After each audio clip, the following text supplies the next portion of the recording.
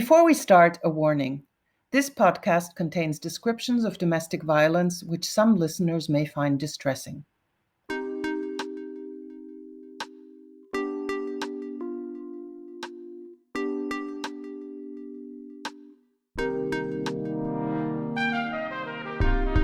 Welcome to OECD Podcast, where policy meets people. A traumatic brain injury is an injury that affects how the brain works. It is caused by hits, jolts, or bumps to the head.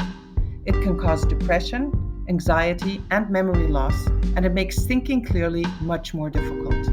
Brain injury receives a lot of attention when it happens in sports, but much less so when it happens in the context of intimate partner violence.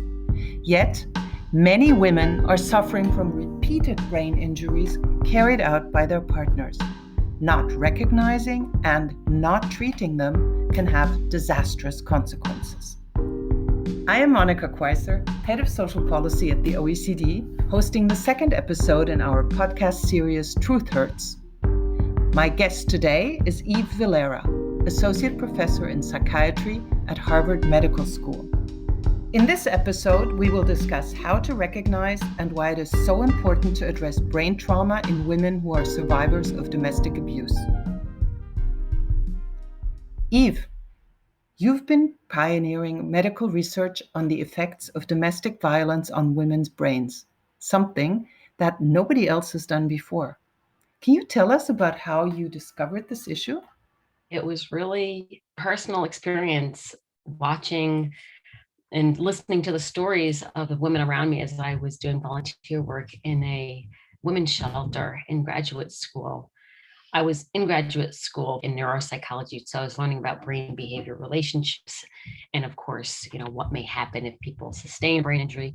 And then as I was volunteering in the shelter, I heard the stories of women who were being abused, and they may be stomped on the head with work boots, they may be thrown downstairs, thrown out windows, punched violently in the head repeatedly. And we also know just historically that women who have experienced partner violence very commonly report emotional problems such as depression and anxiety or stress symptomatology. They also report problems with focusing, concentrating, or even sleep problems. And all of those problems are things that one might witness after someone has experienced a traumatic brain injury. So it made sense to me that maybe women were sustaining traumatic brain injuries from their partners. And so I decided, well, let's see, what do we know about this? And when I did a literature search, absolutely nothing came up. So at that point, I said, wow, this seems crazy. This is an obvious, important area of research. And how can we not know anything about it? And so I proposed it to my dissertation advisor and committee, and they luckily agreed to allow me to pursue that as my dissertation. And so that's how I got started.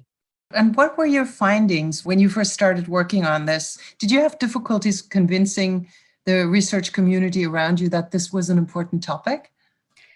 I actually did not. Whenever I approached people, they didn't necessarily think of it ahead of time. But when I mentioned it, they're like, wow, yeah, that makes sense. And they were happy to work with me. And I think also the fact that I was already engaged with them and their community. I was just some researcher in a white lab coat coming and saying, hey, I want to administer some questionnaires to these people who are suffering and who have experienced violence. Now, since I have done this, now over the years, there's definitely a group of us who are growing, who are looking at this. And really some of that change has happened, I think, literally in the last few years.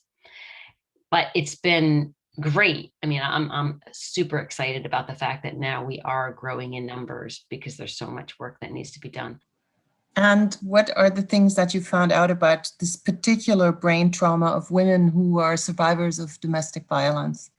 Honestly, I was a little shocked because I knew just from, if you know what the definition of a brain injury is, and you hear the stories, you can say, wow, this woman's clearly sustained a brain injury. So when I actually interviewed 99 women, and 74% of the women reported at least one brain injury from their partners.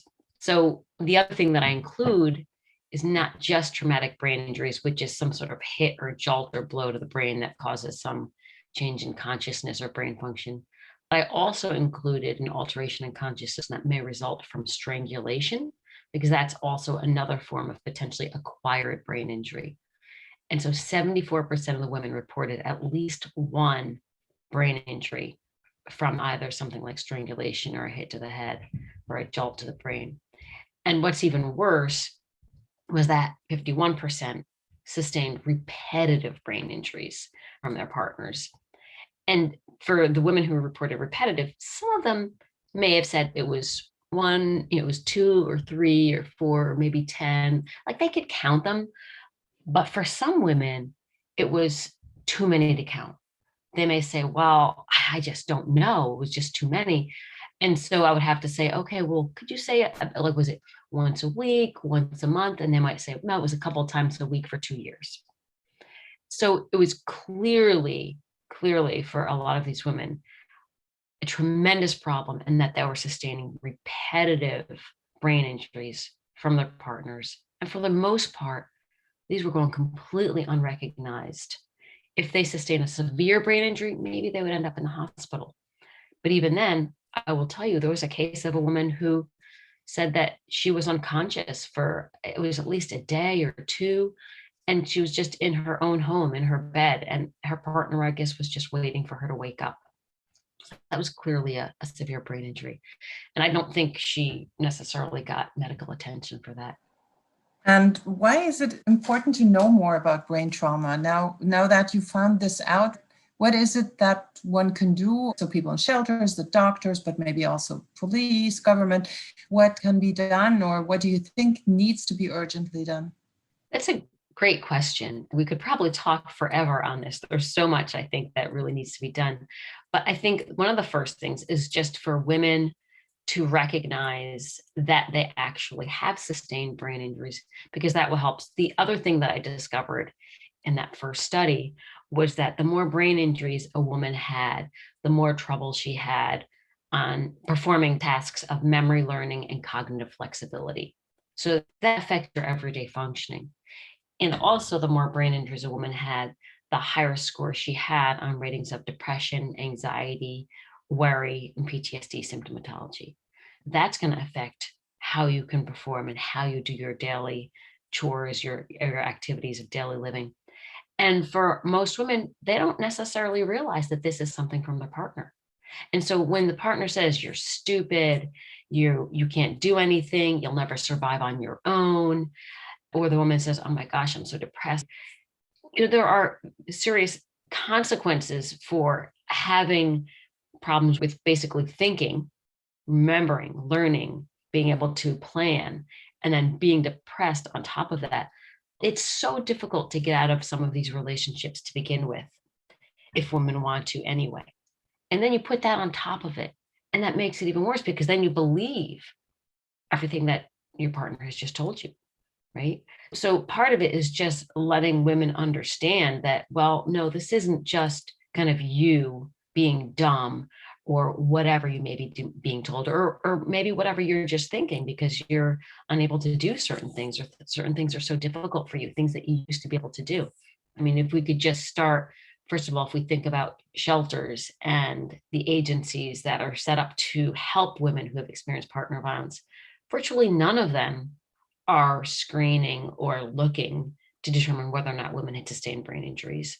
And they're also not set up to treat a woman who may have sustained a brain injury. So if a woman comes to a shelter, for example, she's got her kids, and maybe she's just sustained a brain injury and she has a history of others, she may not be responding as well as she should.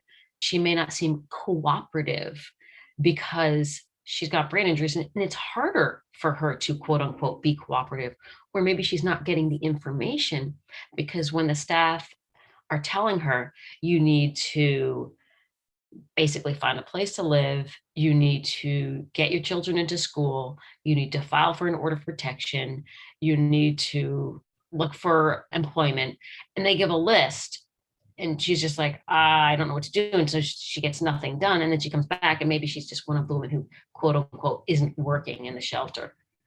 But, or maybe she's just really irritable. I mean, if you have just sustained brain injuries, you might be irritable. And if you have bright lights or a lot of commotion or a lot of noise around you, that's going to be harder for someone who's just sustained a brain injury than for somebody who has not, to be able to take in that information and not get irritated.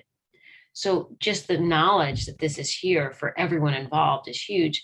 And I really believe that shelters should be set up with sort of a neuro rehab component. A part of their program should be set aside to respond to women who have experienced partner-related brain injuries.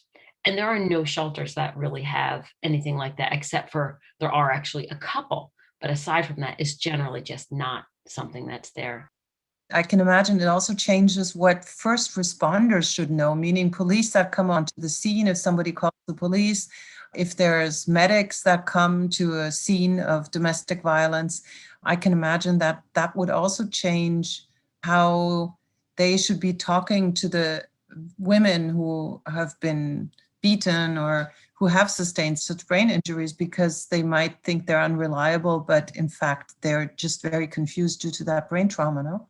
Exactly. You said it perfectly. They could be considered to be unreliable, or they're just, a hostile witness. So if you just want to take an example, a police officer comes to the door and the abuser opens it and he seems calm and cool. Nothing really happened here. And she seems out of it and she seems irritated. And then he says, well, you just said you were in the bedroom, but a minute ago you said you were in the bathroom. How did you get from one to the next? And she says, I don't know. Then she may sound like she's making stuff up. She can't even keep her story straight. And he's saying, oh no, she gets like this. We were just arguing and she's overly emotional. And really what may have happened is he may have knocked her out in the bathroom and then dragged her into the bedroom. Or maybe she walked into the bedroom but has no memory of it because of the post-traumatic amnesia. Of course, she has an unclear timeline because she doesn't have the timeline in her brain. And he's here with a very nice, consistent, clear story. And so who is going to be believed? Is probably going to be the person who seems more coherent. And, it's certainly common for drugs or alcohol or substances to be used in all different situations. And so if there's a beer on the table or anything that looks like there maybe substances are used, of course, something like that also looks like someone who may be using substances. So that may be also an assumption made by whoever is at the door. And that, again, that could be a police officer or a paramedic, whoever. And then when you get to the judicial system, say a woman wants custody of her children, or you're trying to press charges, all of that is going to play into what the judge gets. I mean, there's going to be a police report, and then she's going to have to try to tell her story, which she can't necessarily tell. And again, he's going to have a nice, clear story. And he's going to say, oh, yeah, well, we argue. I'm perfectly happy to go to the classes. And she can't really give a clear story. And he may end up with the kids because she seems less reliable than he does. So it's very important for everybody involved to understand the possibility of brain injuries occurring and then the consequences and how they may manifest. And from a medical point of view, if you recognize brain injury early, is there something more that can be done? Is there a specific treatment that people need immediately? Sometimes you want to go and get a scan just to rule out the possibility that something worse has happened. But a scan is not something you want to get just because you want to say, did we have a brain injury here? Because if it's a mild traumatic brain injury, a scan will not typically pick that up.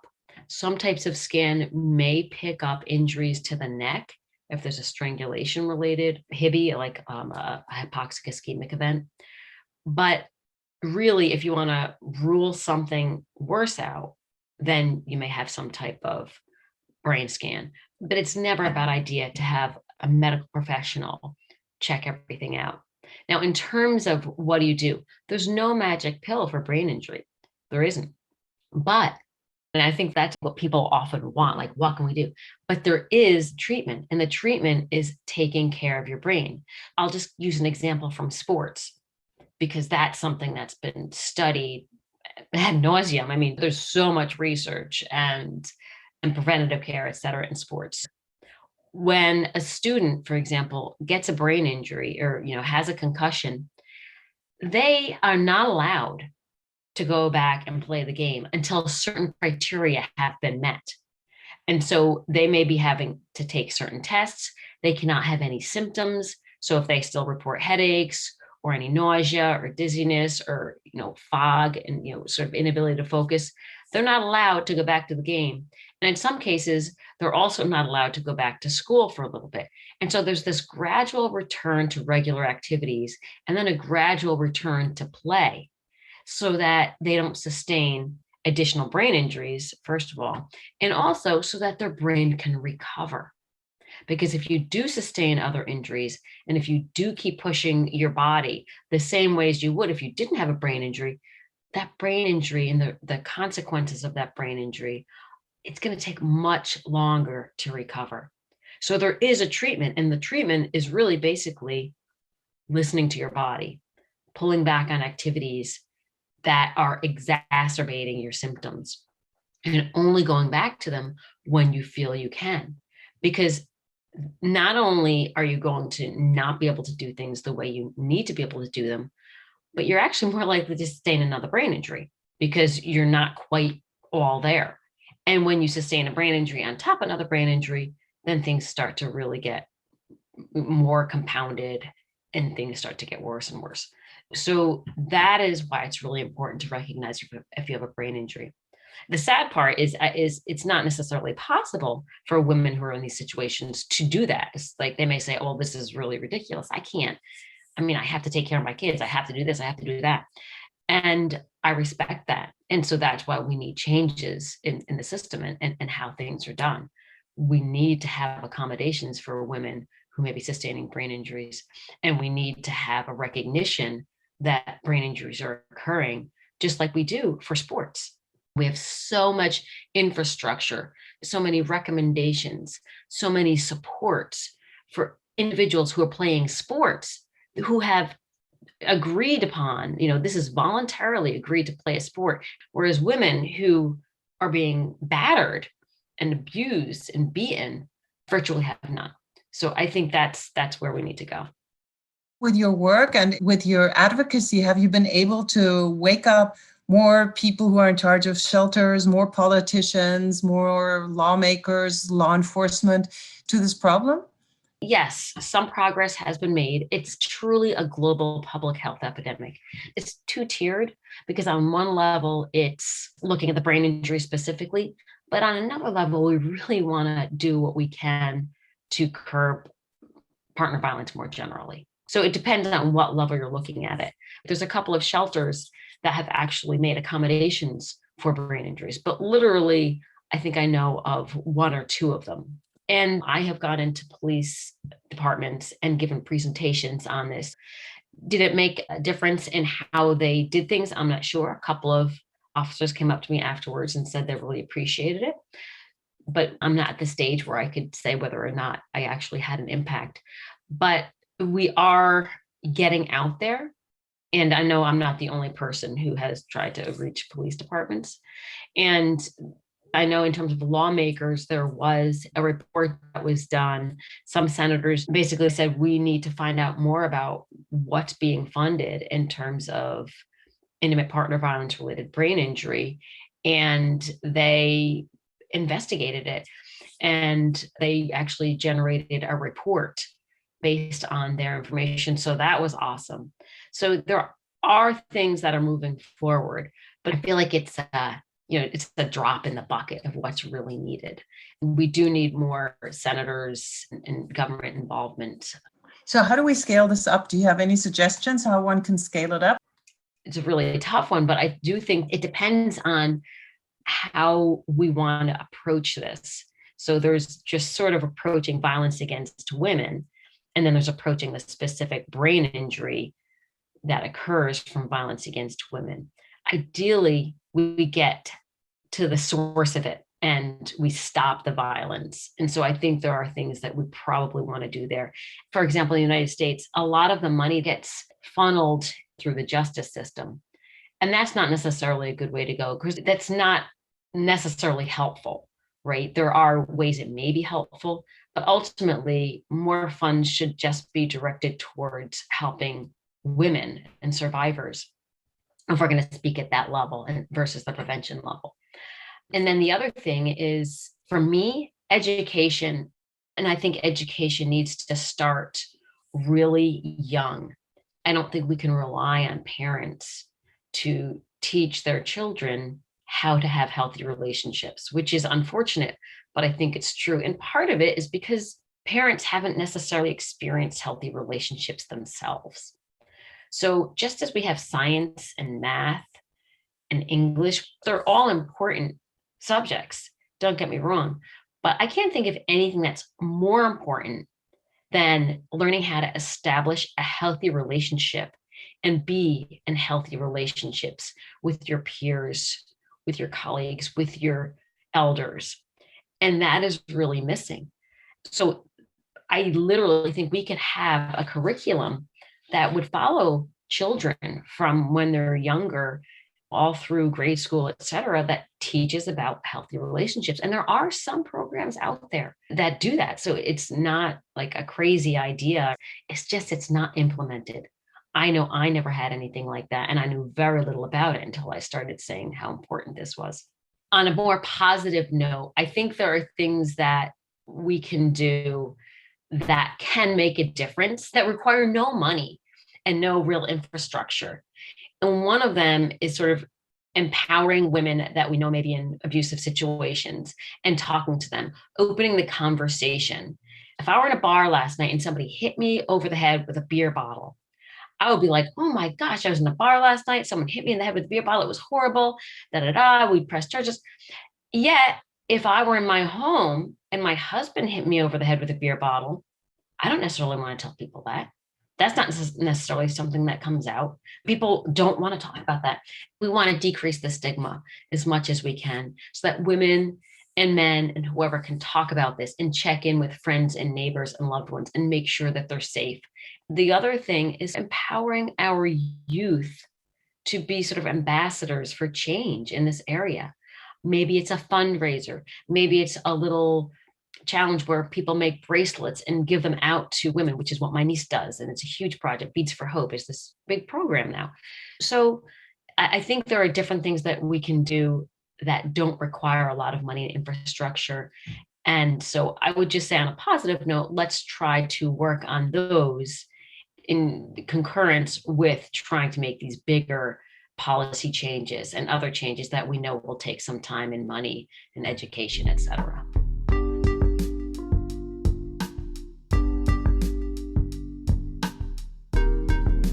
Thank you very much, Eve, for talking to us today. To learn more about the OECD's work on violence against women, please go to www.oecd.org/gender. To listen to other OECD podcasts, find us on iTunes, Spotify, Google Podcasts, and SoundCloud.com/OECD.